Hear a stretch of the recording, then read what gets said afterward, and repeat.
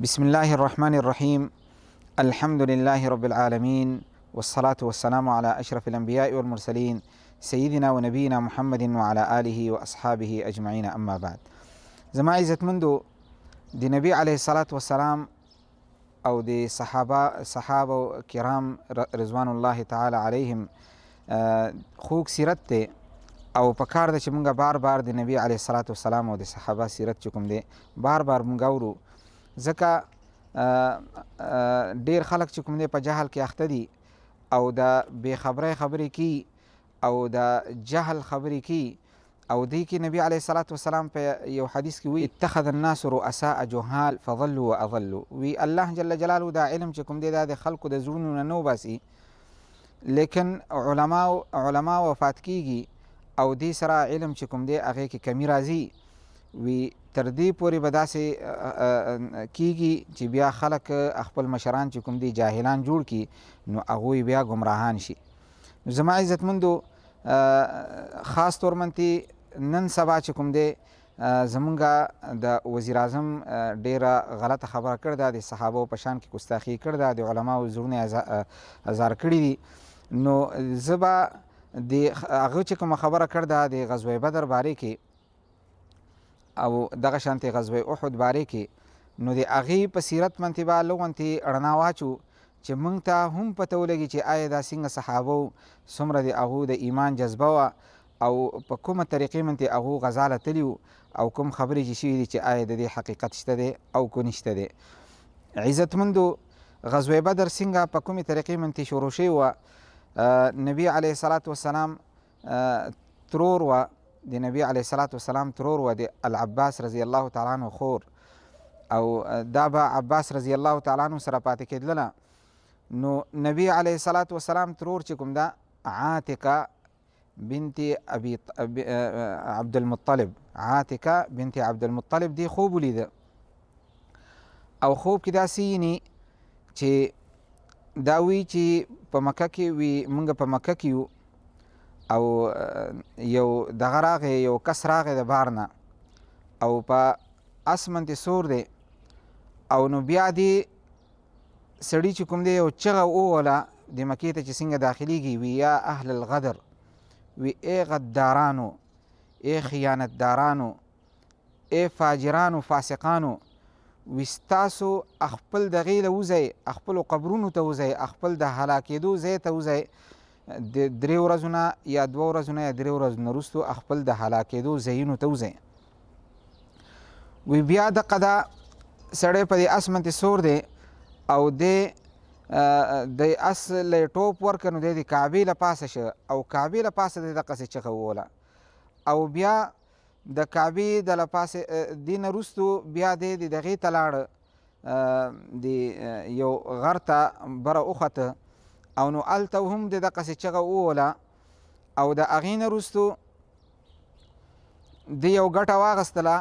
او دا یې د ځمکې نه ووښکله او بیا یې راواچوله. نو دا غټه وه دا راتله د مکې ته چې څنګه دغه شله نو دا دې ځای کې وچاودله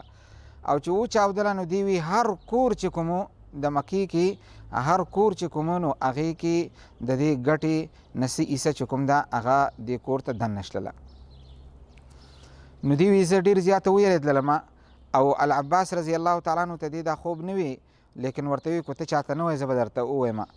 نو بیا العباس رضی الله تعالی عنه دې سره وعده وکړه زه به چاته نه وایم، لیکن د العباس رضی الله تعالی عنه یو ملګری و الولید ابن عتبه ابن ربیعه، نو هغه ته دا خوب چې کوم دی هغه ته یې ووی، نو هغه خپل پلار ته ووی عتبه ابن ربیعه ته، او پلار د هغه پلار چې کوم دی خپل رور ته یې ووی شیبه ابن ربیعه. نو تر دې پورې چې ابو جهل ته د دې خبرې پته ولګېدله. ابو جهل د دې امت فرعون زما عزتمندو هغه ته پته ولګېدله چې داسې چل شوی دی. نو العباس رضی الله تعالی عنه طواف کو نو د دغې ته اواز وکړه، د العباس ته ابو جهل ورته اواز وکړه، ورته وی چې تا چې طواف خلاص کړ نو بیا زما خوا ته راشه. نو کله چې د العباس رضی الله تعالی عنه چې کله د ابو جهل خوا ته راغی نو ابو جهل ورته وی چې یا عباس وي ستاسو دا دروغ چې کوم دی دا ختمیږي نه. وي سړي چې کوم دی هغه ستاسو دروغ وي او وي ستاسو او مونږه د دغې ته یو ځای مونږ روان یو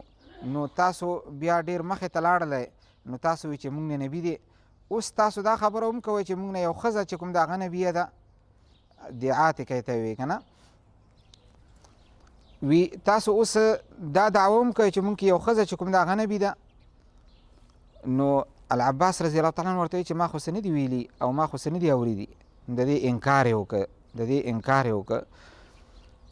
نو بیا العباس رضی الله تعالی عنه چې کله کور ته راغی نو ده ته د پسې د بنو هاشم ښځې راغللې ورته وی چې یا عباس وی دی فاسق فاجر او دی بد اخلاقه ته به تر څو پورې تاسو صبر کوئ چې د زمونږ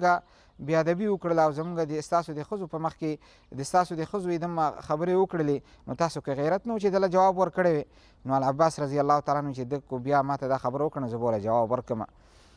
نو دی وی چې زه په دویمه ورځې منتې یا په درېیمه ورځې منتې زه حرم کې وم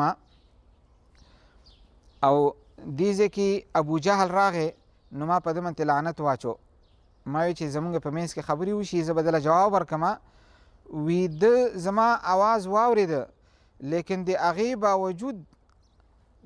باوجود چې کوم دی د ما ته څه ونه وي ځکه ضمضم الغفاري چې کوم دی هغه راغی او هغه یو چغه ووله او د زمزم الغفاري په دغې ته قصې ته بیا راځو. د زمزم الغفاري اوس راشئ چې اوس مدینې ته لاړ شو چې آیا په مدینه کې څه کیږي. آیا دې وخت کې اوس په مدینه کې څه کیږي. زما عزتمندو په مدینه کې د نبي علیه الصلاة والسلام لور رقیه رضی الله تعالی عنها د عثمان رضی الله تعالی عنه بیبي چې کوم وه هغه ډېره سخته بیماره وه. نو نبی علیه الصلاة والسلام چې یو غاړې ته به یې وکتلل د لور بیماره ده او دمه حد ته ورسېدله چې نن او یا سبا د دې د وفات کېدو چې کوم دی اعلان به کېږي. لیکن بیا هم نبی علیه الصلاة والسلام د ټول امت مصلحت او د امت حاجت ته وکته او نبی علیه الصلاة والسلام زما عزتمندو د دغې نه روان شه د مدینې نه روان شه او د بدر غاړې ته نبی علیه الصلاة والسلام روان شه او نبی علیه الصلاة والسلام په کومه طریقه منتې روان شه زما عزتمندو دا به راتلونکي مجلس کې به انشاءالله تعالی د دې خبره کو. الله جل جلاله موږ له دې عمل کولو توفیق راکړي. و آخر دعوانا ان الحمد لله رب العالمین.